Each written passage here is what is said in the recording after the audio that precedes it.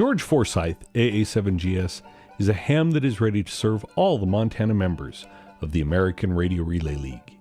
In his nearly 30 years as a licensed amateur, he has served his club, his community, and the members of the world's longest operating hamfest.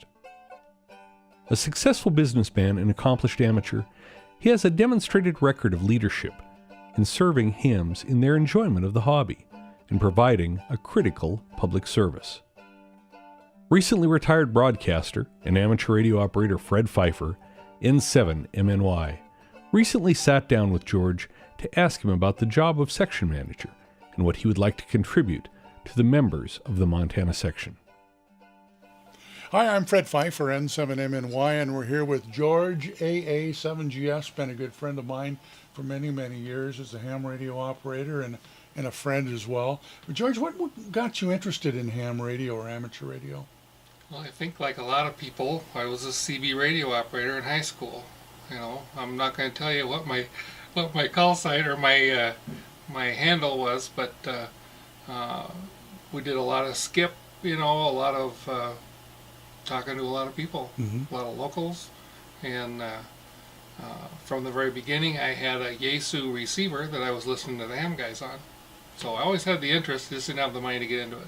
And then what got you into the ham radio? I suppose the distance better than CB? Yeah, the distance was an issue, and the fact that you can, it's more predictable. You've got different bands to go to, and when you want to be on at nighttime, you can be on 80 meters or 160 meters, and the CB stuff kind of died that night.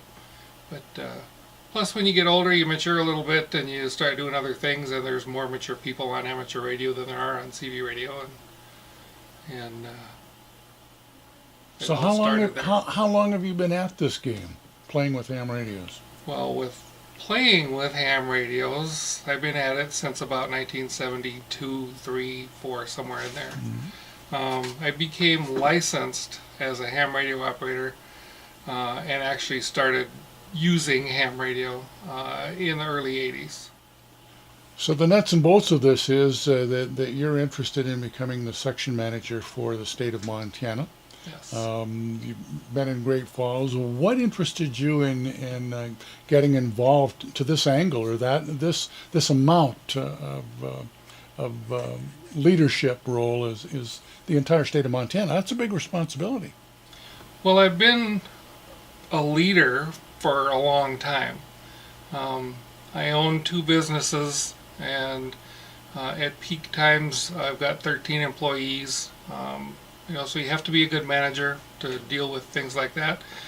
The ham radio portion of it, the very first ham radio club meeting I ever went to in my entire life was the Great Falls Area Amateur Radio Club. It must have been early 1984, and when I walked in, a lot of people shook my hand and said, "Hi, you're going to be our next president," and that's where it all started. I was their next president, and I've been president of the Great Falls Area Amateur Radio Club 5 separate times since then, and a member of the board, and just a lot of leadership going into ARES, Amateur Radio Emergency Services.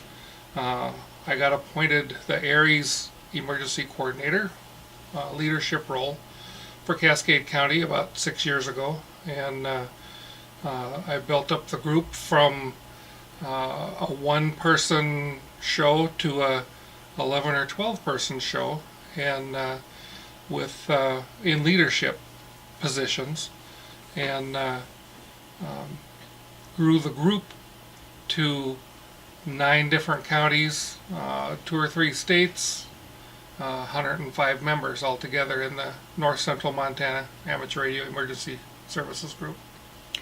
The Montana section manager has a great deal of responsibility, and what are some of the things that you would like to see change or that you would like to do? I guess the reason why you got involved in this, you must have some goals. I do have some goals. I don't I don't want to say that our current section manager has done a poor job at all, but I have other ideas. I have a little bit better leadership ideas for bringing this whole state together as one unit. The possibility of what we're going to call, I guess, a leadership council, president, vice president from every club in the state, if they will participate. There'll be a group will be meeting either electronically or email or HF or something, and we'll be discussing things that happen around the state and share them with the rest of the state, so that when one group is doing a big field day project or something, that the other groups are going to know too, and they can maybe get involved. They can do their own. Maybe a little competition would be good. Individual things that happen within your club, changes in officers. It lets the world, Montana, know what's happening in your area. Rather than a whole bunch of separate little areas in Montana, I want to bring it all into one. This is a big state, a lot of country. I bet you're going to wear out some tires if you're elected. I probably will wear out some tires. But I'm committed to this, and I have the means to do it, and I have the enthusiasm, drive, whatever you want to call it, to take this thing by the horns and do a good job at it. With amateur radio, obviously, in times of disaster and emergencies, sometimes that's the only way of communication, isn't it? Yes. The ARRL slogan, when all else fails, amateur radio. They didn't just make that up. That's a real situation.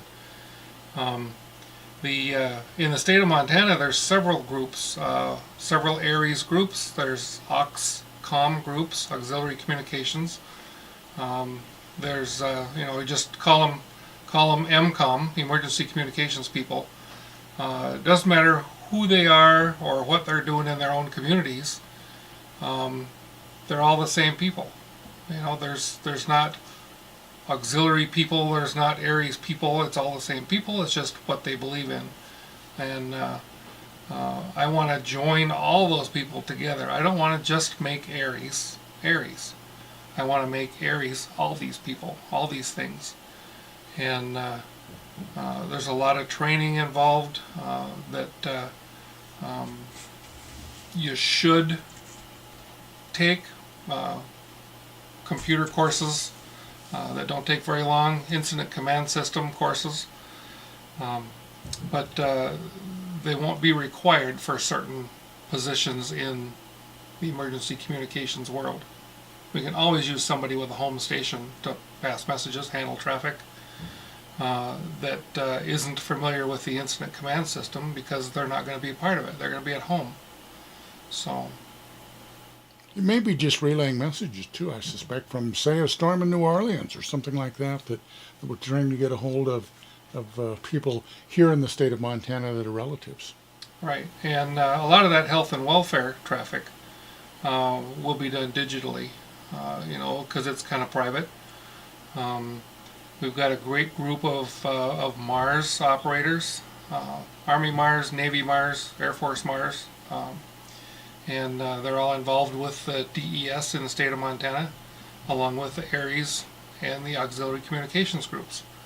So we all get together and work together, and a lot of traffic can be passed.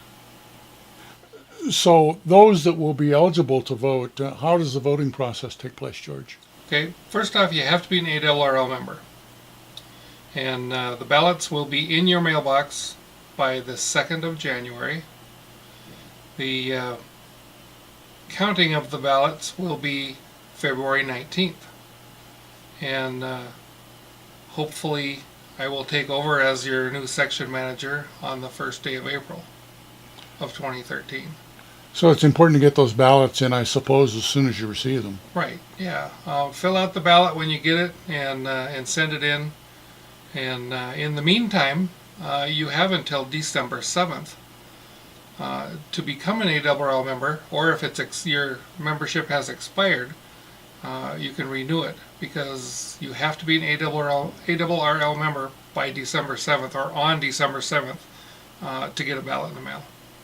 So I would guess, in conclusion, you would say, I want your vote. Yes, I want your vote. AA7GS, good luck in your bid for Montana State Section Manager, and hope that in the end that things come out the way you want them to. Thank you very much, Fred. George wants to know your concerns and ideas for the Montana section. Contact him via email at aa7gs@arrl.net or give him a call at 406-868-2212. Vote George Forsyth, AA7GS, for Montana Section Manager.